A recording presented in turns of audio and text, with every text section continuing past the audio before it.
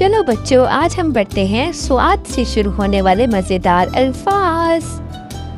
سواد سے صابن، سواد سے صندوق، سواد سے صحرا، سواد سے صفا، سواد سے صحت، سواد سے سوراخی، سواد سے صوفہ، سواد سے صفائی۔ چلو بچوں ایک بار پھر دہرائیں۔ سواد سے صابن، صحرا، صندوق، صفا، صحرائی، صحت، صوفہ، صفائی۔ مزے کے الفاظ سیکھیں گے بار بار، تب تک کے لیے فالو کرنا نہ بھولیں۔ اللہ حافظ۔